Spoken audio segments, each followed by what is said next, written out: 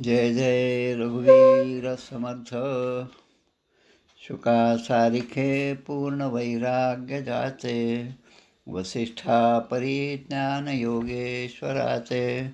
कवी वाल्मिका सारिखा मान्य ऐसा, नमस्कार माझा सद्गुरु रामदासा.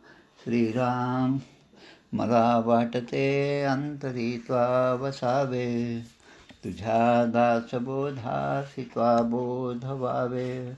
अपत्या परिपाववी प्रेमग्रासा, महाराज या सद्गुरु रामदासा.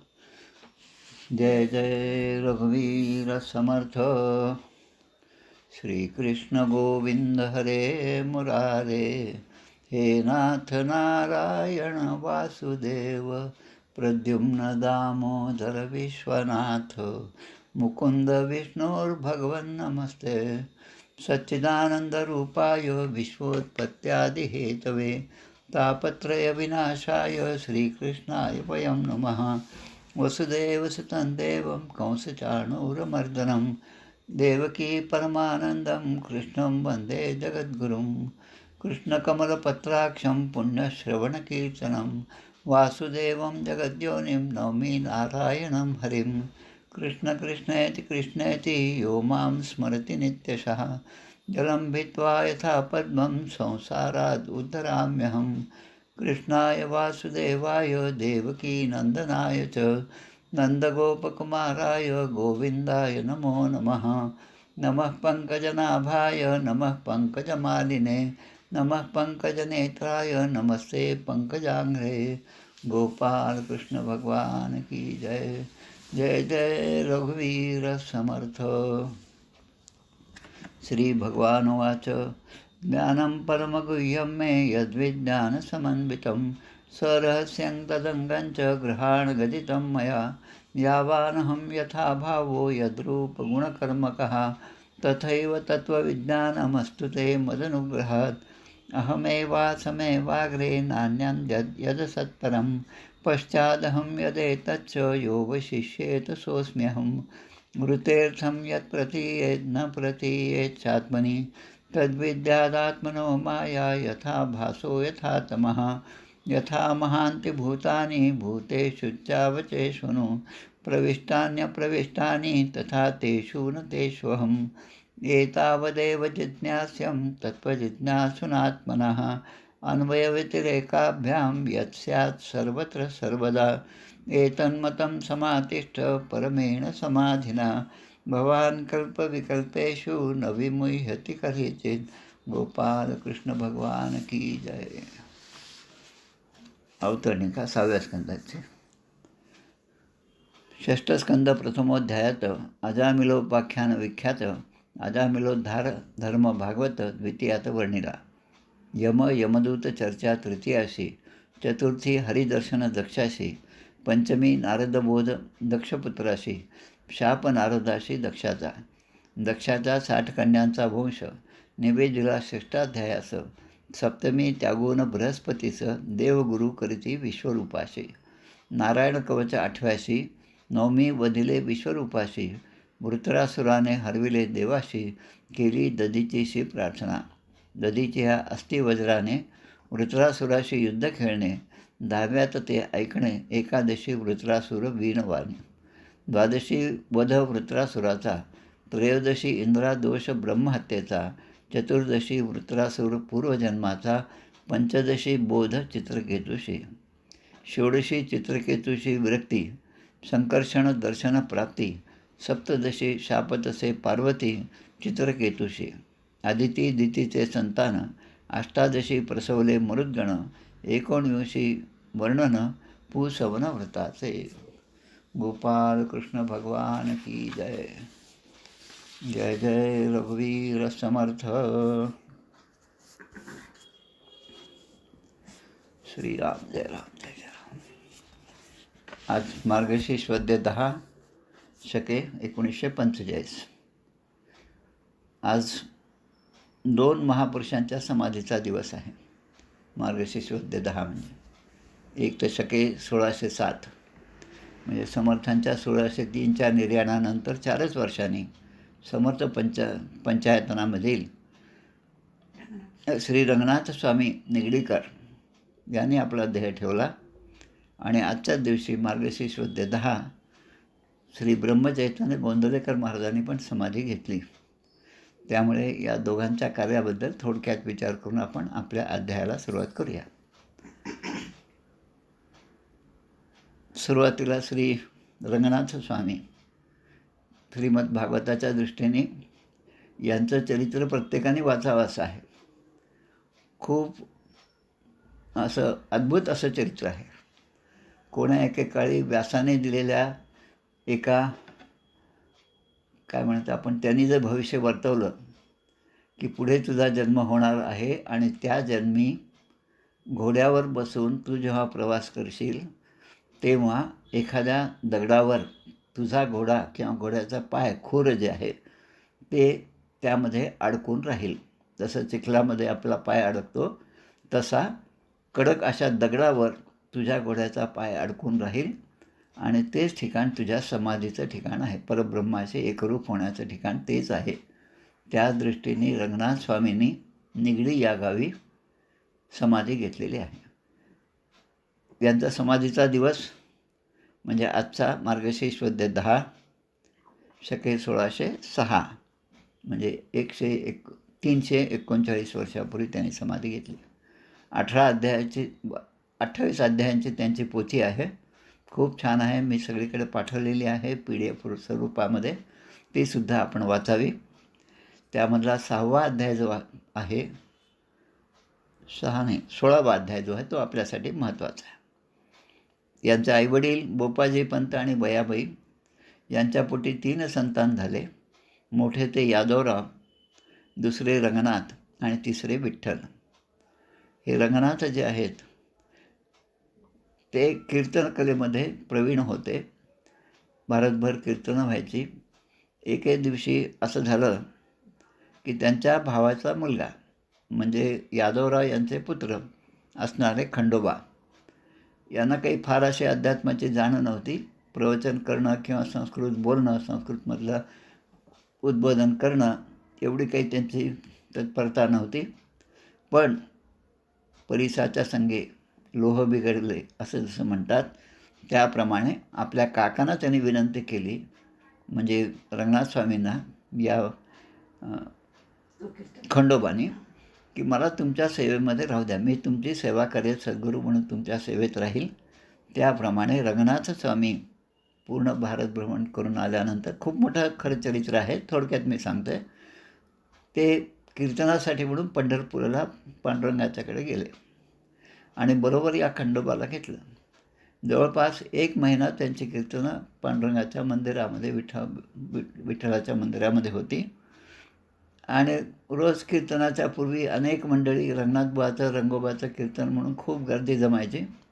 योगायोगाने एके दिवशी समर्थसुद्धा त्या ठिकाणी जाऊन पोहोचले. आता समर्थांच्या समोर रंगोबाचे कीर्तन म्हणजे समर्थ पंचायतन जे आहे ते रंगनाथ स्वामी, समर्थ रामदास स्वामी, जयराम स्वामी निगडीकर, केशवस्वामी भागानगरकर, आनंदमूर्ती ब्रह्मनाळकर असे हे पंचायतनातील 5 संत शिष्य आहेत. आता कीर्तनाची वेळ झाली, सगळे लोक खोळंबलेले आहेत आणि मग समर्थ या खंडोबाला म्हणतात, अरे जाऊन त्या रंगोबाला सांग लवकर ये म्हणून. आता रंगोबा जाऊन पाहतात तेव्हा रंगनाथ स्वामी हे आपल्या अन्निकामध्ये आणि आपल्या भजनामध्ये समाधीमध्ये स्थित होते. त्याला कसं काय उठवायचा हा प्रश्न होता. म्हणून परत येऊन खंडोबाने समर्थांना सांगितलं. तेव्हा खंडोबाला समर्थ असं म्हणतात, अरे रंगोबा येत नाही तर काय हरकत आहे, तूच आता कीर्तन कर. असं म्हणल्याबरोबर आता या खंडोबाची झाली पंचायत. आत्तापर्यंत कधी संस्कृत काही उच्चार नाही, कसं बोलायचं, कीर्तन कसं करायचं काहीच माहीत नाही आणि कसं काय बोलणार. त्यामुळे आता आजच्या भाषेमध्ये यांना आलं टेन्शन.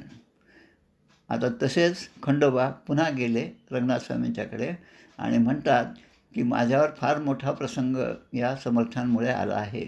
आता मला माझा या जीवनाचाच धिक्कार वाटतो. आता हा देह संपवायचा असा माझा विचार आहे आणि म्हणून तुमचा आशीर्वाद घेतो आणि या भीमा नदीमध्येच देह विसर्जन करतो. तुम्ही मला आशीर्वाद द्या. सगळा लीला प्रसंगच आहे. रंगनाथ स्वामी समाधीतून बाहेर येतात आणि या खंडोबाच्या जिभेवर श्री असे अक्षरे लिहितात आणि ते सांगतात, जा आता जाऊन कीर्तनाला सुरुवात कर. अकोल्यातल्या बाबाजी महाराजांच्या मठामध्ये सुद्धा असाच प्रसंग झालेला आहे. बाबाजी महाराजांचे पुतणे, ज्यांची बाहेर समाधी आपण जाऊन पाहत होते, ते सुद्धा सखाराम महाराज, त्यांनासुद्धा अशीच सिद्धी प्राप्त झाली होती. खंडोबाने त्या ठिकाणी कीर्तनाला उभे राहिले आणि खंडोबाचं कीर्तन जवळपास सकाळी 3-4 वाजेपर्यंत होतं. सगळे श्रोते मंत्रमुग्ध झाले. समर्थांनासुद्धा समाधी लागली. मध्येच येऊन रंगनाथस्वामी पण त्या ठिकाणी बसले. त्यांना पण खूप आनंद झाला आणि मग ते म्हणतात की हा रंगोबा, याच्यामध्ये केवढी शक्ती आहे म्हणे. ज्याने त्याच्या जिभेवर फक्त श्री लिहिलं आणि त्याची सगळी प्रज्ञा जागृत झाली. याच खंडोबाचं पुढे नामकरण, कारण त्यांच्या जिभेवर श्री लिहिलं होतं आणि म्हणून त्यांचं नामकरण श्रीधर असं झालं. आणि या श्रीधर बुवांनी श्रीमद भागवत या मोठ्या ग्रंथाची टीका लिहिली आहे. पांडव प्रताप नावाचा ग्रंथ त्याने लिहिलेला आहे. हरिवंश नावाचा सुद्धा ग्रंथ त्यांचाच आहे. रामविजय आणि भगवान श्रीकृष्णाची सगळी लीला जी आहे ते असणारा हरिविजयसारखा ग्रंथसुद्धा त्यानेच लिहिलेला आहे. म्हणजे हे खंडोबा म्हणजे आमच्या रंगनाथ स्वामीचे पुतणे आहेत आणि ते पुढे श्रीधर स्वामी म्हणून ख्यात झाले. जे आपण पूर्वी लॉकडाऊनच्या काळामध्ये त्यांचं जे भाष्य होतं श्रीमद भागवतावरील टीका श्रीधर स्वामींची, त्याचं मराठी रूपांतर आहे. त्याचे ऑडिओ मी मागे सगळ्यांना पाठवले होते, आपल्याला स्मरण असेल तर. आता आज दुसरं जे आहे ते आदरणीय श्री ब्रह्मचैतन्य गोंधळेकर महाराज यांचीसुद्धा पुण्यतिथी आहे. योगायोगाने दोघांची पुण्यतिथी सकाळच्या वेळेसच आहे. सूर्योदयाच्या वेळेस 5:30-6च्या दरम्यान श्री ब्रह्मचैतन्य महाराजांची पुण्यतिथी आणि त्याच समयास या निगडी येथे, निगडीचं जुनं नाव जे निर्गुणपुरी किंवा निगडी, कोरेगाव. आपण जेव्हा रेल्वेने जातो, साताऱ्याला जातो आणि बसने गोंधळला जातो, तेव्हा कोरेगाव नावाचं गाव लागतं. या कोरेगावापासून 8-9 किलोमीटर अंतरावर हे ठिकाण आहे निगडी. खूप सुंदर, प्रसन्न. त्यांचं चरित्र जर वाचलं तर त्यामधल्या चरित्र वाचून एखाद्या महात्म्याच्या दर्शनाला गेल्यानंतर सगळे प्रसंग आपल्या डोळ्यापुढे उभे राहतात. अशा या दोन्ही महात्म्यांना नमस्कार करून आपण आपल्या मुख्य विषयाला सुरुवात करूया. श्रीराम, जय राम, जय जय राम. चित्रकेतूला पार्वती देवींचा शाप. आता चित्रकेतू कोण? विश्वरूप. नंतर पुढे विश्वरूपाच्या नंतर त्वष्ट्याचे पुत्र आणि मग चित्रकेतू म्हणजे हा वृत्रासूर, ज्याने चित्रकेतू राजा होता वृत्रासूर. आणि वृत्रासुराला नारायण कवच जे आहे त्याला काय म्हणतात, त्याला बोध झाला होता, अनुग्रह झाला होता. त्या नारायण कवचामुळे चित्रकेतूचं जे आख्यान ते आपण पाहत होतो. या चित्रकेतूच्यामध्ये आपण मागच्या वेळेस पाहिलं की या चित्रकेतूनी लब्ध्वेह मानुषीं योनिं ज्ञानविज्ञान संभवाम आत्मानं ये बुद्धेत न क्वचित छम आपनुयात. जे गेले पळूनी त्याला नित्य यमजातनी जन्ममरण फिरोनी त्यांच्या मागे लागले सांगतात. सगळा उपदेश जो आहे तो उपदेश नारदाने चित्रकेतूला केलेला आहे आणि अंगिरा ऋषीने चित्रकेतूला केला आहे. आता चित्रकेतूनं पुन्हा ते भानावर आले. आपल्या पुत्राच्या वियोगाचं दुःख जे आहे ते सुद्धा त्याने आता पचवलेलं आहे आणि आता ज्या दिशेला ज्या संकर्षणाचं दर्शन, शेषाचं दर्शन झालं, काल जे सांगायचं राहिलं ते शेष म्हणजेच हे पुढे लक्ष्मण झाले इथपर्यंत सांगितलं. आणि पुढे हेच लक्ष्मण पुढे आपले बलराम झाले, बलराम आणि श्रीकृष्ण. त्यामुळे आपल्या ह्याच्यात रामकृष्ण आणि मग तेच पुढे कलियुगामध्ये रामानुजाचार्य झाले. रामानुज संप्रदायसुद्धा आहे. रामानुजाचार्य हे मुळामध्ये शेषाचे अवतार, लक्ष्मणाचे अवतार. आता ज्या दिशेला भगवान संकर्षण देव हे अंतर्धान पावले त्या दिशेला चित्रकेतूने नमस्कार केला आणि आकाशमार्गाने स्वच्छंदपणे विहार करायला निघाले. आता तोपर्यंत सर्व प्रकारच्या इच्छा पूर्ण करणाऱ्या असं सुमेरू पर्वताचं आख्यान आपण ऐकलं आहे. पूर्ण पृथ्वीवर मधोमध असणारा सुमेरू पर्वत, याच्या भोवती बाकी सगळे स्थळं आहेत. स्थान निरूपण, स्थान हा जो विषय आहे ना, त्यामध्ये आपण पाहिलं 5व्या स्कंदामध्ये.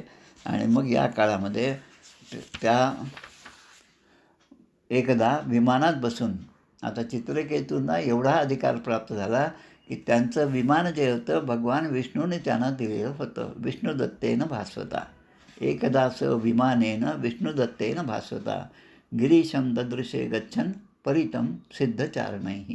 परितं म्हणजे त्यांच्या भोवती सिद्ध, चारण, गंधर्व हे सगळे होते आणि ते विमानात बसून विहार करीत होते. आलिंग्या अंगीकृतां देवीं बाहूनां मुनिसंसदी उवाच देव्या शृण्वत्या तदंतिके. आता विमानातून जात असताना एके ठिकाणी त्यांना असं दिसलं की मोठी सभा बसलेली आहे. सभेच्या मध्यभागी भगवान शंकर जे आहेत ते सुद्धा आहेत. जसं मध्यभागी अध्यक्ष, चेअरमन असतात तशा ठिकाणी ते बसलेले आहेत. आणि यांना हे पाहून फार आश्चर्य वाटलं. भगवान शंकरांच्या सोबत त्या ठिकाणी पार्वती माता पण बसलेली आहे. देवी देवता यांचं दर्शन त्यांच्या पतीसोबत घेणं खूप चांगलं आहे, पण हे दर्शन घेताना आपल्या मनामध्ये इतर विचार येऊ नयेत, हे फार महत्त्वाचं. हे त्या आख्यानातून आपल्याला पाहतं आहे. भगवान शंकर जे बसलेले आहेत त्याने एक हात आपला जो आहे तो पार्वती मातेच्या कटीवर ठेवलेला आहे, कमरेवर हात ठेवलेला आहे. आणि एवढ्या मोठ्या समुदायामध्ये ते बसलेले आहेत आणि उपदेश देत आहेत, असं त्या चित्रकेतूने पाहिलं. आणि पाहिल्याबरोबर या चित्रकेतूला थोडा मनामध्ये तो खजील झाला. एवढी मोठी देवता आहे, ब्रह्मा विष्णू महेश, ज्यांचं उत्पत्ती स्थिती लय असं फार मोठं काम आहे, त्यांना असं शोभतं का, म्हणजे असा विचार एक मनामध्ये आला. मध्ये आलं होतं पहा, काय ते मारुतीने एवढं मोठं उड्डाण केलं, मग त्याने त्या सीतेलाच काने घेऊन आला. ती कोणती बाई आहे, तिचं नाव पण नाही घ्यायचं आपल्याला, त्या बाईने. आणि आता जी बाई देवी देवतांना आपलं नाव ठेवते ती तीच पुढे देवी देवतांचं पूजनसुद्धा करू लागली. म्हणजे अशा, आता हे दैत्यच म्हणावं लागते, पूर्वी जे मारले होते त्याचे आता बळावले. आता ती बाई आता जर देवीची पूजा करत असेल तर ती पूजा ही खरी पूजा नाही, ती पुढे होणाऱ्या निवडणुकांच्या दृष्टीने केलेला तो प्रचार आहे.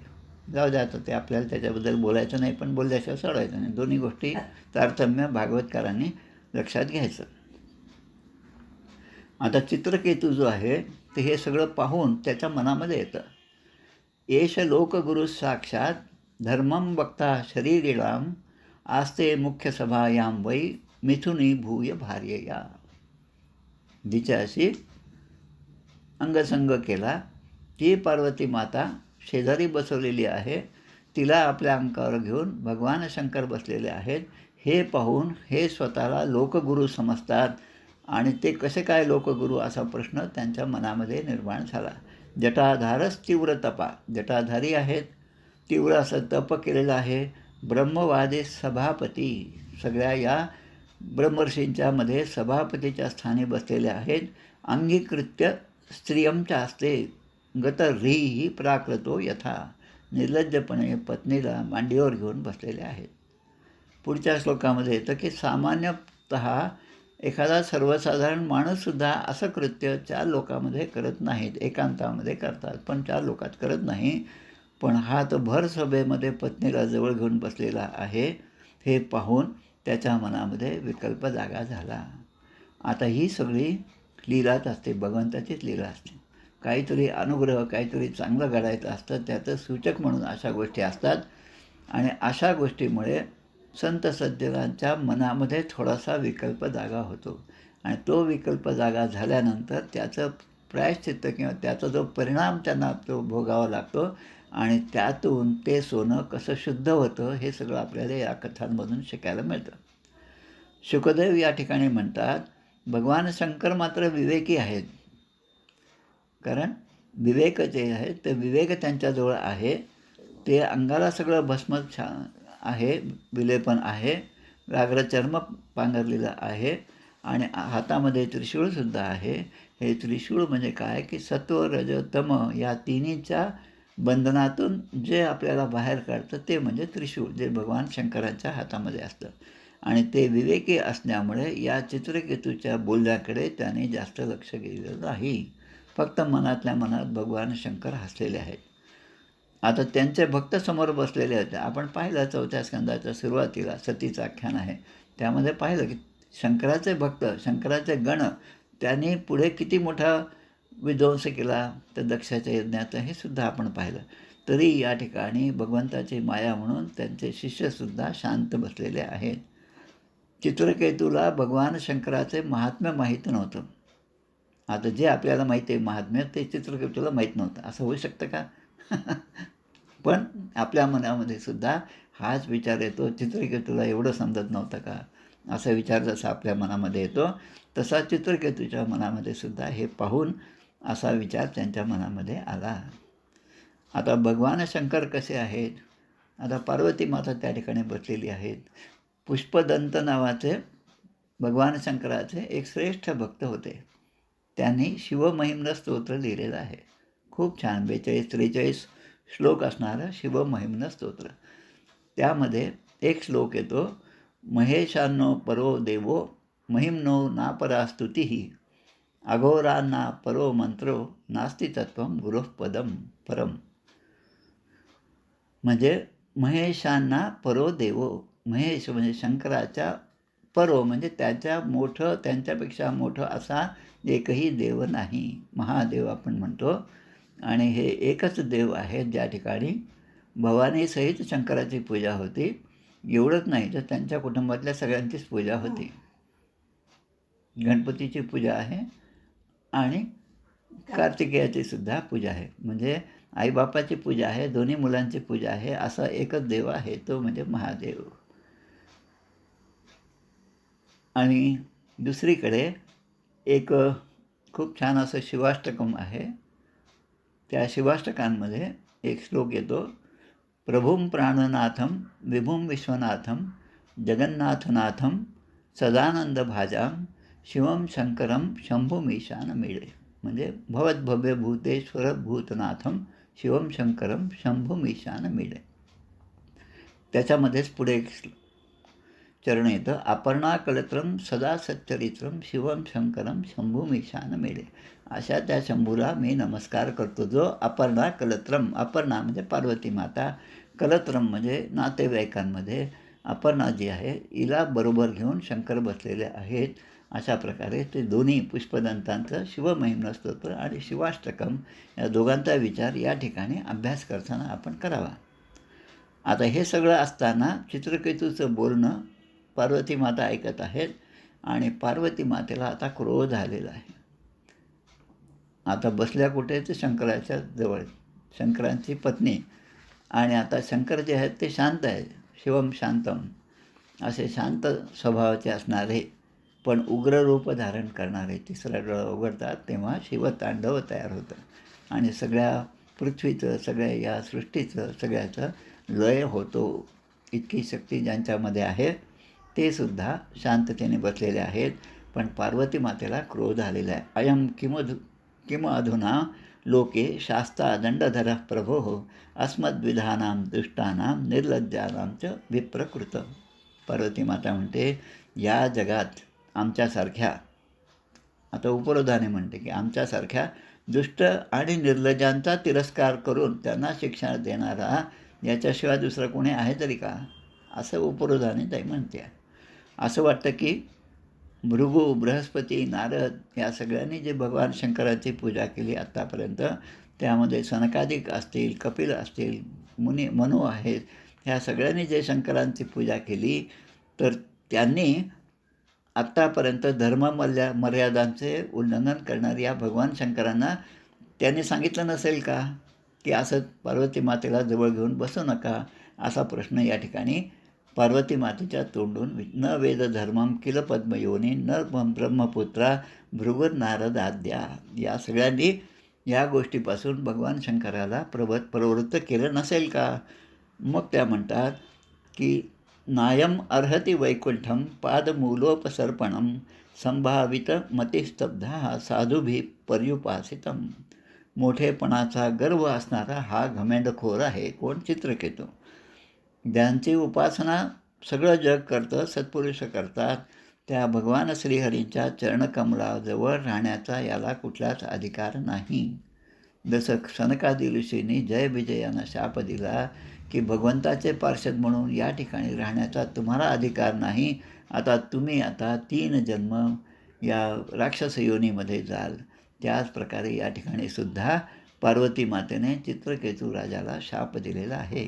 अंतः पापयसीम योनिम आसुरीम या हि दुर्मते यथेह भूयो महताम न करता पुत्र किल्बिषम.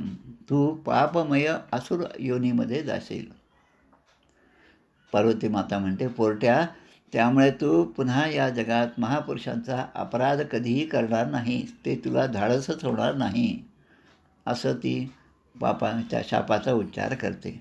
शुकदेव आपल्याला सांगतात, एवं शप्त चित्रकेतुर्विमानात अवरुह्य सहा. अवरुह्य आरोह आणि अवरुह्य. आरोहण करणे म्हणजे जसं रथामध्ये चढणे म्हणजे आरोहण, अवरुह्य म्हणजे खाली उतरणे. तसं या पार्वती मातेने चित्रकेतूला असा शाप दिल्याबरोबर चित्रकेतू जो विमानात होता आणि विमानातून हे पाहून ज्याच्या मनामध्ये या सगळे विचार आले आणि पार्वती माता आता रागवलेली आहे, ती म्हणते आणि त्याप्रमाणे विमानातून तो खाली पडला. आणि खाली पडल्यावर त्याला आता लक्षात आलं की मी जे आज बोललो हे काही योग्य नव्हतं. म्हणून चित्रकेतुर उवाच प्रतिगृह्णामी ते शापम. प्रतिगृह्णामी म्हणजे लग्नातसुद्धा आपण म्हणतो की सासरा मुलीला आपल्याकडे देतात नवऱ्याकडे आणि तेव्हा प्रतिगृह्णामी मी तिचा स्वीकार करतो. तसं प्रतिगृह्णामी ते शापम, आपण दिलेला शाप जो आहे त्याचा मी स्वीकार करतो. कारण महापुरुषांनी दिलेला शाप जो आहे तो आपल्या जीवनामध्ये येणाऱ्या पुढचे जे काही फळ मिळणार आहे त्याची पूर्वसूचनाच असते, हे मला माहीत आहे. आणि अज्ञानाने मोहित झालेला जीव संसारचक्र एतस्मिन् जंतुर अज्ञान मोहित भ्राम्यन सुखंच दुःखंच भुंगते सर्वत्र सर्वदा. आणि त्या संसार चक्रामध्ये भटकत असताना सुख आणि दुःखच अज्ञानाने जीव भोगत असतो. असे एक एक विचार आता त्याच्या मनामध्ये येतात. आणि मग काय म्हणतात की बंधन आणि मोक्ष हे भगवंतच निर्माण करतात आणि माझ्यामध्ये असे बोलण्याची जी प्रेरणा झाली ही सुद्धा भगवंताचीच आहे. तथापि माझी चूक जी आहे ती मी या ठिकाणी कबूल करतो. तथापि तत्शक्ती विसर्ग येषां सुखाय दुःखाय हिताय बंधाय मोक्षाय च मृत्युजन्मनो शरीराणां संसृतये अवकल्पते. म्हणजे ही जी मायाशक्ती आहे तिचंच कार्य म्हणजे तिच्यामुळे निर्माण झालेलं पाप आणि पुण्य हेच माणसाच्या जीवाच्या सुखदुःखाचं कारण आहे, हित आणि अहिताचं कारण आहे, बंधन आणि मोक्षाचं सुद्धा कारण आहे. आणि हा संसार यालाच कारणीभूत ठरतो. मग या शापातून मुक्त होण्यासाठी मी मात्र तुमची प्रार्थना करत नाही, कारण तो शापाचा मी स्वीकार केलेला आहे. आपल्याला मी अयोग्य बोललो याबद्दल मला क्षमा करावी. यन्मनसे असाधुक्तम मम तत्क्षम्यतां सती. क्षम्यतां सती. जेव्हा आम्ही तरटे सरांच्या रोजच्या आपल्या सकाळच्या विष्णू सहस्रनाम त्यामध्ये आता नवीन म्हणायला सुरुवात केली ते म्हणजे रामरक्षा स्तोत्र, भीमरूपी आणि महालक्ष्मीचा अष्टक आणि श्रीराम जय राम जय जय राम याची एक माळ 22 जानेवारीच्या अनुषंगाने. त्यामध्ये शेवटी सर ते म्हणतात क्षम्यतां परमेश्वर, क्षम्यतां परमेश्वर, क्षम्यतां परमेश्वर आणि प्रसीद परमेश्वर, प्रसीद परमेश्वर, प्रसीद परमेश्वर. परमेश्वर आपल्या दृष्टीने पुरुष रूपात असतील तर परमेश्वर, नाही तर परमेश्वरी. प्रसीद परमेश्वरी, क्षम्यतां परमेश्वरी. म्हणजे आपण जे काही स्तोत्र पठण करतो, आपण जे काही अनुष्ठानं करतो त्यामध्ये आपल्याकडून कळत नकळत काही चूक झाली असेल तर तुम्ही मला क्षमा करावी अशी प्रार्थना. तशी या ठिकाणी चित्रकेतूने सुद्धा पार्वती मातेला प्रार्थना केलेली आहे. श्री शुक उवाच. परीक्षित राजाला शुकदेव सांगतात, शिवपार्वतींना अशा प्रकारचं भाषण करून क्षमा मागून या चित्रकेतूने दोघांनाही प्रसन्न केलेलं आहे. आणि त्यांच्यासमोरच चित्रकेतू विमानात बसून निघून गेला. जगाम स्वविमानेनं, जगाम म्हणजे निघून गेला, स्वविमानेनं स्वतःचा विमान. कोणतं विमान? विष्णुदत्तेनं भासवता. भगवान विष्णूने दिलेल्या विमानात बसून चित्रकेतू त्या ठिकाणी निघून गेलेला. आणि पश्यतो हो स्मयतोस्तयोः चित्रकेतू विमानात बसून निघून गेलेला आहे. आपण सुद्धा अनेक प्रसंगी असं म्हणत असतो. भगवान शंकराचार्यांनी जे मानसपूजा सांगितलेली आहे त्यामध्ये सुद्धा 2 श्लोक फार महत्त्वाचे आहे. आत्मा त्वं गिरिजा मती सहचरा प्राणा शरीरम ग्रहम पूजा ते विषयो भोग रचना निद्रा समाधी स्थिती संचार पदयो प्रदक्षिणा विधी स्तोत्राणि सर्वो गिरा यद्यत् कर्म करोमि तदखिलं शंभो तवाराधनम. पूजा ते विषयोपभोग रचना. पूजा ते म्हणजे पूजा असो किंवा विषयोपभोग रचना असो, निद्रा असो, समाधी स्थिती असो, संचार पदयोग प्रदक्षिणाविधी सगळीकडचा संचार असो, स्तोत्राने सर्व गिरा सगळ्या स्तोत्रामध्ये काय सांगितलेलं आहे, यद्यत् कर्म करो मी तदखिलम. जे जे कर्म माझ्याकडून मी करेल ते सगळं माझं कर्म मी शंभो तवाराधनम तुझी आराधना म्हणून तुझ्या चरणी अर्पण करतो. हा समर्पणाचा भाव या मानसपूजेतून व्यक्त झालेला आहे. आणि त्यामध्ये शेवटी म्हणतात करचरणम कृतं वा कायदम कर्मजं वा नयनजं वा मानसं वापराधम विहितम अविहितं वा सर्वमेतत् क्षमस्वम. विहित असेल किंवा अविहित. विहित म्हणजे शास्त्राने सांगितलेलं, अविहित म्हणजे शास्त्राच्या विरुद्ध जरी माझ्याकडून कर्म झालं तर जय जय करुणाब्धे श्री महादेव शंभो तुम्ही मला क्षमा करा क्षमस्वम. अशा प्रकारे चित्रकेतू राजा त्या ठिकाणी उच्चार करतात. आणि शंकर पार्वती हे सगळे बसलेले आहेत. यामध्ये ततस्तु भगवान रुद्रो हे सगळं ऐकत आहेत. भगवान शंकर देवता ऋषी दैत्य सिद्ध चारण गंधर्व हे सगळे समोर आहेत. आणि त्यावेळेस शंकर जे आहेत भगवान शंकर पार्वती मातेला सांगतात ततस्तु भगवान रुद्रो रुद्राणीम इदम अब्रवीत. अब्रवीत म्हणजे म्हणाले होते, ब्रवीत म्हणजे म्हणाले, अब्रवीत म्हणजे भूतकाळ झाला. देवर्षी दैत्यसिद्धानां पार्षदानांचं शृण्वतां. त्यांच्यासमोर पार्वती मातेला भगवान शंकर म्हणतात. काय म्हणतात ते, की हे सुंदरी दिव्यलीला धारण करणाऱ्या भगवंताच्या निस्पृह आणि थोर अशा दासानुदासांचा महिमा तू पाहिलास का म्हणे. म्हणजे भगवंताच्या निस्पृह आणि थोर असा दासांचाही दास असणारा हा चित्रकेतू त्याचा महिमा तू पाहिलास का. असं आता चित्रकेतूबद्दलचं प्रशंसा उद्गार भगवान शंकर काढत आहेत. नारायण परा सर्वे न कुतश्चन बिभ्यती स्वर्गापवर्ग नरकेश्व अपि तुल्यार्थ दर्शिना. खूप छान श्लोक आहे. जे लोक भगवंताला शरण जातात जे ते कशालाही भीत नाहीत.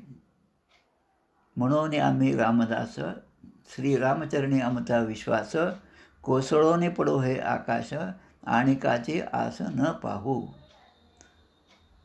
आपण म्हणतो आपल्या उपासनेमध्ये, पण नुसतंच म्हणतो आपण, पण त्याचा भावार्थ जो आहे, अनेक गोष्टी ज्या आपण रोज म्हणतो त्याचा भावार्थ समजायचा असेल आणि आपल्यामधला भक्तिभाव जागृत व्हायचा असेल तर हा भागवतासारखा दुसरा ग्रंथ नाही.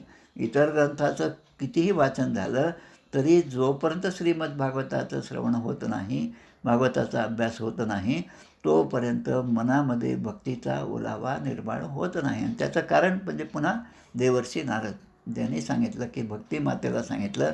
आणि तिथे 2 पुत्र जे आहेत ते सुद्धा जे ते निपचित पडले होते, बेशुद्ध पडले होते, तिच्यासमोर नारद सांगतात की तुझी स्थापना मी या कलियुगामध्ये प्रत्येकाच्या ठिकाणी करेल तेव्हाच मी स्वतःला नारद म्हणून घेईल, तेव्हाच मी स्वतःला भगवंताचा भक्त म्हणून घेईल.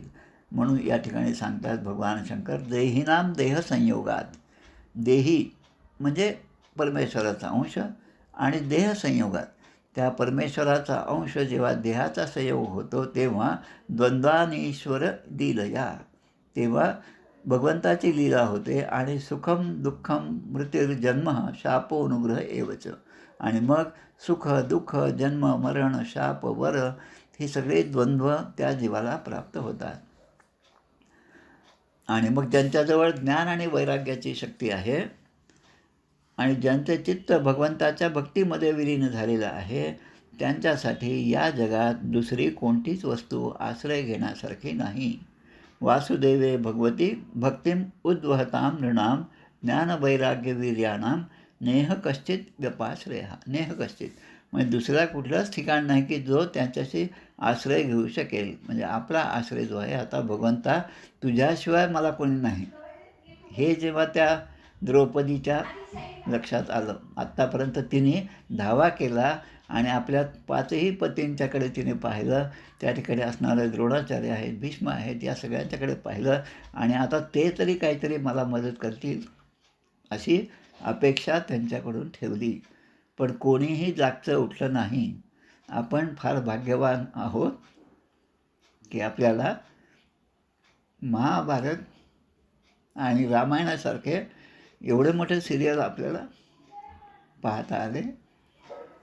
ते सर्व जेव्हा प्रसंग समोर येतात तेव्हा लक्षात येतं की त्यांना हातातली तलवारसुद्धा तुटून पडते. ज्या खुर्चीवर ते बसले त्या खुर्चीचा हातसुद्धा तुटून पडतो. एवढा संताप त्यांना झालेला असतो, पण ते स्वतःहून काहीच करू शकत नाही. त्या दुर्योधनाला, त्या दुःशासनाला ते थांबवू शकत नाही. आणि म्हणून ज्यांच्याजवळ भक्ती आहे त्या दुसऱ्या कोणाचाच आश्रय घेणार नाही. या द्रौपदी मातेने त्यानंतर भगवंताचा धावा केल्यानंतर आत्तापर्यंत न आलेले भगवंत त्या ठिकाणी वस्त्ररूपाने त्या ठिकाणी अवतीर्ण झालेले आहेत. नाहं विरिंचो न कुमारो नारदौ न ब्रह्मपुत्रा मुनय सुरेशा विदामयसे हितं शंका आशंका न तत्स्वरूपं पृथगीश मानिनः. मी स्वतः ब्रह्मदेव, सनकादिक ऋषी, नारद, ब्रह्मपुत्र, ब्रह्मदेवाचे पुत्र, भृगु, मुनी, देव, देवता भगवंताच्या लीलेचं रहस्य जाणू शकत नाही. मग जे त्यांच्या अंशाचेही अंश आहेत, दासाचेही दास आहेत, मग ते सगळे कसे जाणू शकतील? आणि सर्वसाधारण माणूस तर प्रत्येक कर्म करत असताना त्याचा कर्ता मी आहे असं म्हणून तो कर्म करत असतो. त्यामुळे तो तर भगवंताचे स्वरूप जाणूच शकत नाही. म्हणून भगवंतांना कोणीही प्रिय नाही. न ह्यस्याति प्रियः कश्चिन न अप्रियः स्वपरोपी वा. त्यांना कोणीही प्रिय नाही आणि अप्रियसुद्धा नाही. त्यांना आपला नाही आणि परकासुद्धा नाही. ते सर्व प्राण्यांचे आत्मा आहेत असं भगवान शंकर सांगत आहेत. त्यामुळे याच्यावरचा तुझा राग हा काही योग्य नाही असं तिला समजावून सांगतात. हा भाग्यवान चित्रकेतू त्यांचा प्रिय भक्त, शांत आणि सर्वत्र समदर्शी आहे. आणि असं असलं तरी जसं त्या सापशिडीच्या खेळामध्ये 98 नंतर एक 99वर साप असतो, तो आपल्याला खाली घेऊन जातो, एकदम 4-5-6वर घेऊन जातो आणि मग पुन्हा आपल्याला त्या 100पर्यंतचा प्रवास करावा लागतो. तसं नीतिमत्ता कधी ना कधी योग्यांच्या ठिकाणची ढळती आणि त्यांना नंतर त्याचा पश्चाताप होतो आणि मग त्यातून ते स्वतःला सावरतात. पण सर्वसाधारण माणूस ज्यांना ही पार्श्वभूमी नाही, तो मात्र स्वतःचाच जीव घेतो आणि आत्महत्या करून मोकळा होतो. जरी तो मोकळा झाला तरी त्याचं पाप त्यालाच भोगावं लागतं. आणि म्हणून म्हणतात की भगवंताचे प्रिय भक्त, शांत, समदर्शी अशा महापुरुषांच्या बाबतीत तुला मुळीच आश्चर्य वाटू नये. मग चित्रकेतूने जे या ठिकाणी अपशब्द बोललेला आहे त्याबद्दल तू वाईट वाटून घेऊ नकोस. कारण या ठिकाणी होणारी प्रत्येक घटना ही भगवंताच्या नियोजनाप्रमाणे होत असते. मग ती चांगली असो की वाईट असो. म्हणजेच आपल्या आयुष्यामध्ये सुद्धा होणारा प्रत्येक प्रसंग हा भगवंताचाच कृपाप्रसाद आहे. क्षेम आणि कल्याण हे जे आहे ते भगवंताने निश्चित केलेलं आहे. त्यामुळे प्रत्येक कर्माचं फळ हे चांगलंच मिळेल हे सुद्धा सांगता येत नाही. आणि कर्माचं फळ चांगलं मिळालं तर ते माझ्यामुळे मिळालं आणि नाही मिळालं, अपयश मिळालं तर ते दुसऱ्यांनी मदत न केल्यामुळे मिळालं, असा विचार जो सर्वसाधारण जीव करतो ते चुकीचं आहे. जे काय मिळेल, मंदिरात गेल्यानंतर खूप मोठी रांग असते आणि प्रसादाचं वाटप सुरू असतं. प्रत्येकजण हात पुढे करून प्रसाद घेत असतो. जेव्हा आम्ही त्या कुठे गेलो होतो, गोकुळामध्ये वृंदावन धाम या ठिकाणी गेलो होतो 10 वर्षापूर्वी, आठवत असेल आपल्या, अग्निहोत्री वहिनी वगैरे सगळ्यांना आठवत असेल, निलेश होते आपल्या. त्या ठिकाणी आम्ही सगळे बसलो. त्यातल्या गुरुजींनी सगळी कथा सांगितली, कृष्णाची लीला सांगितली आणि मग नंतर त्यांनी प्रसाद द्यायला सुरुवात केली. प्रत्येकाने हात पुढे करून प्रसाद घेतला आणि नेहमीच्या सवयीप्रमाणे प्रसाद घेतल्याबरोबर तोंडात टाकला. आता तो प्रसाद काय होता तर वीट जी आहे, वीटकर जी आहे तिचा चुरा होता. आता याला संदर्भ काय? भगवंत जे म्हणतात की मी माती खाल्ली नाही, असं जे भगवंत म्हणतात, तर तीच माती या ठिकाणी प्रसाद म्हणून दिली जाते. म्हणजे प्रसाद म्हणून चांगल्याच गोष्टी दिल्या जातात असं नाही, प्रसाद म्हणून कुठलीही गोष्ट आपल्याला प्राप्त होते. भगवान शंकरांनी सुद्धा हलाहल विष जे आहे ते सुद्धा भगवंताचा प्रसाद म्हणूनच ते धारण केलेलं आहे, म्हणून त्यांचं नाव नीळकंठ पडलेलं आहे. म्हणजे प्रसाद कसं का असना, यश दे वा न दे तुझी सत्ता, हा जे सुबोध गुरूंचा आज जे गोंदवलेकर महाराजांची पुण्यतिथी आहे, त्यांच्यामध्ये हे नेहमी आग्रहाने म्हणतात की यश दे वा न दे, यश मिळणं किंवा न मिळणं हे तुझ्या हातामध्ये आहे, पण प्रत्येक कार्य भगवंताचं कार्य म्हणून करणं हे मात्र माझ्यासाठी आहे. आणि महापुरुष भक्तेषु शांतेषु समदर्शीषु, त्यामुळे शुकदेव पुढे म्हणतात, भगवान शंकरांचं हे भाषण ऐकलं आणि पार्वती देवींच्या चित्तवृत्ती पुन्हा शांत झाल्या. त्यांना जे आश्चर्य वाटलं, हा चित्रकेतू एवढा मोठा राजा, एवढं सगळं शिकलेला, एवढा मोठा अनुग्रह, ज्याला भगवान विष्णूने विमान दिलं, विष्णू दत्तेन विमानम, तरी पण याच्या मनामध्ये असा भाव का आला? भगवंताचा भक्त चित्रकेतूसुद्धा पार्वती देवींना उलट शाप देऊ शकला असता, पण तो देत नाही. तिचा शाप जो आहे तो त्याने मस्तकी धारण केला आहे. आणि जसा अंबरीश ऋषीच्या काळामध्ये दुर्वासाने दिलेला शाप जो आहे तो भगवंताने धारण केला आणि त्याप्रमाणे भगवंताचे अवतार झालेले आहेत. तसा हाच चित्रकेतू दानव योनीमध्ये त्वष्ट्याच्या दक्षिणाग्नीपासून उत्पन्न झाला, यज्ञामधून उत्पन्न झालेला हा आहे. आणि त्याचे नाव वृत्रासूर पडले आहे आणि तोच वृत्रासूर हा ज्ञानसंपन्न झाला. तू मला विचारलेस की वृत्रासुराचा जन्म दैत्य योनीत का झाला, असं जे पार्वती माताने विचारलं, आणि तरी पण त्याला भगवंताची भक्ती कशी प्राप्त झाली, हे जे आहे ते एतत्ते सर्वमाख्यातम यन्माम त्वं परिपृच्छसी, तू जो परिप्रश्न केला आहे मला, वृत्तासुरस्य सुरजातेश्च कारणम भगवन मते, की त्याच्या पुनर्च्या जन्माचं कारण आणि दैत्ययोनीत असूनही त्याला ही भक्ती कशी प्राप्त झाली हे मी तुला सांगितलं. आणि इतिहासम इमम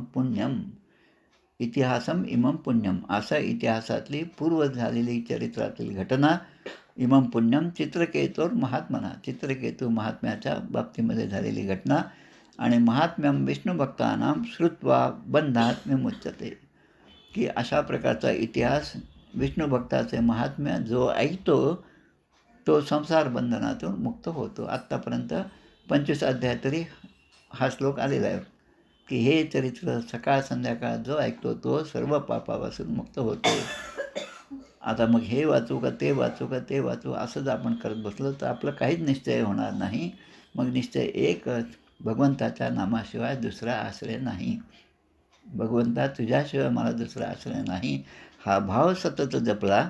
तसं म्हणतात या ठिकाणी, य एतत् प्रातरुत्थाय, सकाळी, उत्थाय उठल्यानंतर, श्रद्धया वाग्यतः पठेत, श्रद्धेने असेल किंवा वाग्यतः नुसतं वाणीने का असेना, जो असं पठण करेल, इतिहासम हरिम स्मृत्वा, पूर्व इतिहास जो आहे त्याचं स्मरण जो करेल, स यातीम परमाम गतीम, तो परमगतीला प्राप्त होईल, त्याला परमगती प्राप्त होते.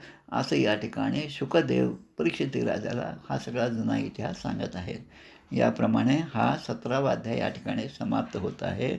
इति श्रीमद्भागवते महापुराणे पारमहंस्यां संहितायां षष्ठस्कंधे चित्रकेतु शापो नाम सप्तदशोऽध्यायः. श्रीकृष्णार्पणमस्तु. एक मिनिट.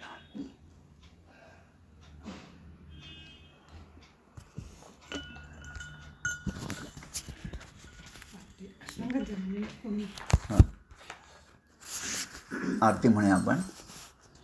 जय हो जय श्री भागवता, आरती करी तुझ भगवंता. जय हो जय श्री भागवता, आरती करी तुझ भगवंता. श्री शुकमुनीने परम भक्तीने नाना परीने गायले जा हरिचरिता. आरती करी तुझ भगवंता. वेद तरुचे मधुर फळ, स्वादुरसे जे सोज्वळ. आत्मा राम मुनी अचळ, सेवुनी करीती जन सफळ.